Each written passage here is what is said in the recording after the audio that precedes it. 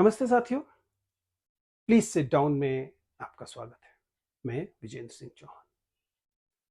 आपने शायद मेरे कुछ मॉक इंटरव्यूज में यह वाक्य प्लीज सिट डाउन यानी कि जब फीडबैक सेशन आता है तब मुझे ये कहते बार बार सुना होगा किसी भी अभ्यर्थी को, किसी भी कैंडिडेट को, कि आपको लिसनिंग स्किल सुधारने की आवश्यकता है। आपको अपनी सुनने की क्षमता, सुनने के कौशल, सुनने के हुनर में थोड़ा सा सुधार करने की जरूरत है।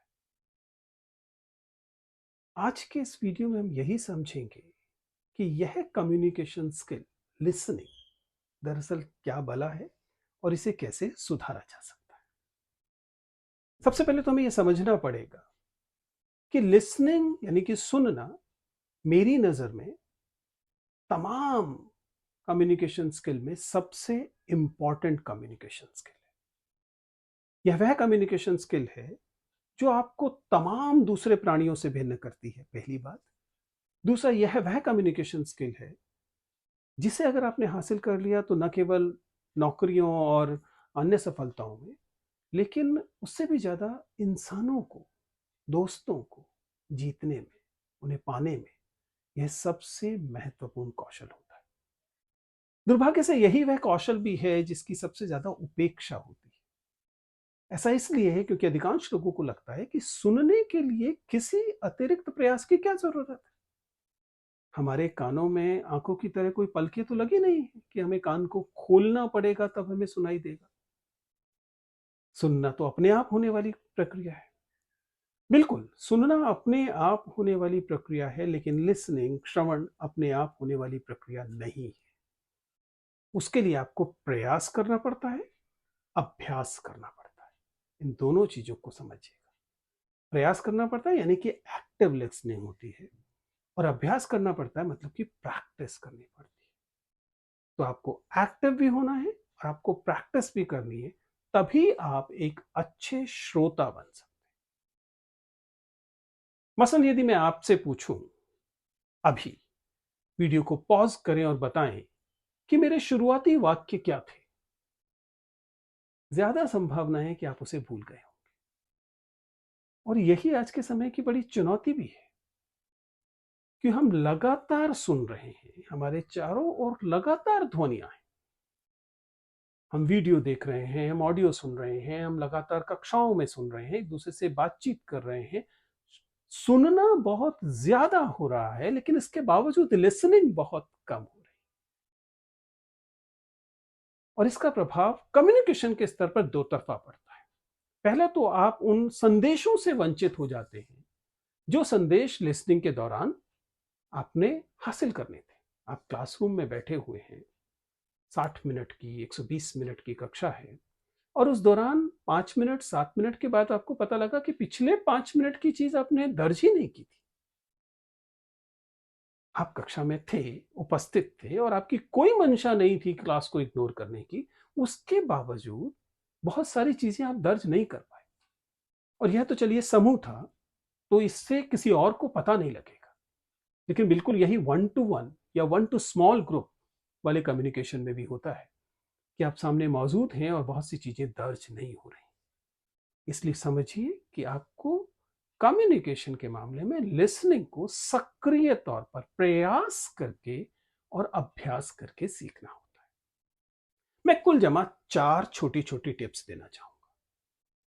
पहली टिप तो जैसा मैंने बताया कि आपको कम्युनिकेशन के इस हिस्से को, जैसे हम लिसनिंग कहते हैं, सुनना कहते हैं, इसे एक सक्रिय चीज मानना है। अतः आपको इसके दो हिस्से, पहला वर्बल कम्युनिकेशन और दूसरा नॉन वर्बल कम्युनिकेशन, इन दोनों हिस्सों पर ध्यान रखना। आसान भाषा में मैं क्या कह रहा हूं, हम सुनते समय नॉन वर्बल कम्युनिकेशन के कौन से तरीके अपनाएं कि हम उस संवाद में उपस्थित हों और एक्टिवली सुन पाए। नॉन वर्बल कम्युनिकेशन में जाहिर है कि एक विजुअल कम्युनिकेशन है। सामने वाले व्यक्ति को जिससे आप बात कर रहे हैं, चाहे वह आपका शिक्षक हो, चाहे वह आपका मित्र हो, उसे यह प्रतीत होना चाहिए आपकी आंखों से, आपकी नॉड करने के तरीके से, आपकी गर्दन हिलाने के तरीके से, और कुल मिलाकर आपके जेस्चर से, कि आप उसे सुन रहे हैं। ये नॉन वर्बल कम्युनिकेशन का महत्वपूर्ण हिस्सा है। यानी कि वक्ता को यह प्रतीत होना चाहिए कि आप उसे सुन रहे हैं। दूसरा, वर्बल कम्युनिकेशन बिल्कुल यही चीज कि आपके मुंह से ऐसी आवाजें निकलनी चाहिए जिनसे ये पता लगे कि आप उस व्यक्ति को सुन रहे हैं। कभी कभी ये यस, जी आप ठीक कह रहे हैं, एग्री, या फिर कभी कभी केवल की ध्वनि, हाँ जी जैसी ध्वनियां होती। तो वर्बल और नॉन वर्बल कम्युनिकेशन से आप इस कम्युनिकेशन में पार्टिसिपेट करें, सुनते हुए भी। ये महत्वपूर्ण है। बहुत बार आपके साथ हुआ होगा कि आपको लगा होगा कि सामने वाले व्यक्ति जिससे आप बात कर रहे थे उसने आपकी उपेक्षा की है, क्योंकि उसका चेहरा पत्थर का बना हुआ था, आप उससे बात कर रहे थे और उसने उस पर कोई प्रतिक्रिया ही नहीं थी। अगर आपके साथ ऐसा हुआ है तो पहली जिम्मेदारी आपकी है कि आप किसी और के साथ ऐसा ना करें। लिसनिंग एक एक्टिव क्रिया है। किसी वजह से यदि आप दोस्त को नहीं सुन पा रहे हैं तो मैं तो कहूंगा ईमानदारी से उसे बता दें कि दोस्त अभी सुन पाने की स्थिति में नहीं हूं, मैं आपकी बात को सुनूंगा, थोड़ा सा समय दें। महत्वपूर्ण है। तो दो टिप हुई, वर्बल कम्युनिकेशन यानी verbal listening, verbal communication of listening, non verbal communication of listening. आप समझ पा रहे हैं, लिसनिंग में भी संदेश दिए जा रहे हैं, केवल संदेश ग्रहण करना लिसनिंग नहीं है। अब तीसरा स्टेप, जाहिर है कि ये इसी का अगला चरण है, रिस्पॉन्डिंग। रिस्पॉन्डिंग केवल वर्बल और नॉन वर्बल कम्युनिकेशन की तरह कि एक शैलीगत चीज नहीं है। रिस्पॉन्डिंग का मतलब है विषय वस्तु को लेकर प्रतिक्रिया करना। यदि मैं आपसे किसी किताब के बारे में बात कर रहा हूं, 2 मिनट मैंने बातचीत की है, तब आपका यह कहना बनता है कि विजेंद्र, मुझे ये किताब इंटरेस्टिंग लग रही है, कभी समय मिलेगा तो मैं इस किताब को पढ़ूंगा। या फिर कोई जिज्ञासा व्यक्त करना, अच्छा ये किताब भूकंप के बारे में है, भूकंप नापने को लेकर कुछ कहा गया है इसमें। ये जिज्ञासा जेन्युइन होनी चाहिए। और ये कहां से इमर्ज करेगी? ये तब इमर्ज करेगी जब आपने दरअसल वक्ता के संदेश को सुना होगा।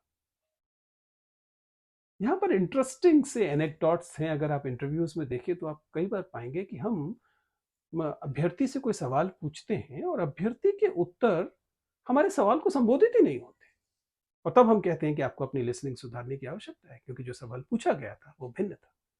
जब हम एक्टिव लिसनर होते हैं तब हम न केवल शब्दों को सुनते हैं, न केवल शब्दों का अर्थ जानते हैं या शब्दों का भाव जानते हैं, बल्कि हम वक्ता की मंशा, इंटेंशन तक पहुंचते हैं। इसीलिए एक्टिव लिसनिंग इंपॉर्टेंट है। और रिस्पॉन्डिंग किसी भी अच्छे कम्युनिकेशन में इसीलिए जरूरी होती है। ये हुई तीसरी टिप। और चौथी टिप जो मेरे हिसाब से बहुत महत्वपूर्ण है, आप इस बात को गांठ बांध कर रख सकते हैं। लिसनिंग के दौरान जो सिद्धांत चलता है वह है you not me. Make the speaker realise that he or she is the most important person in this communication. आप भले ही किसी दुकान या प्रतिष्ठान में रिसेप्शनिस्ट हो, टीचर हो या अधिकारी हो, आप मेज के इस ओर बैठे हो और आप सुनते समय वक्ता को, जो सामने वाला व्यक्ति है, उसे यह एहसास न करा पाए कि उसका संदेश, उसकी बातचीत आपके लिए सबसे महत्वपूर्ण है, then you're failing in communication as a listener.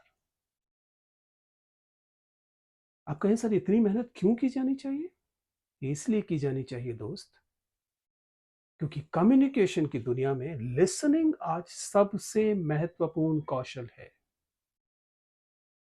बहुत सारे लोग बहुत बड़ी बड़ी राशियां केवल उन लोगों को देने के लिए जा रहे हैं जो उनको ध्यान से सुनते हैं, मसलन काउंसलर्स। तो यह थी आज का कौशल, आज की स्किल, जो मेरे हिसाब से है दुनिया की सबसे महत्वपूर्ण कम्युनिकेशन स्किल, जो है लिसनिंग। Thank you.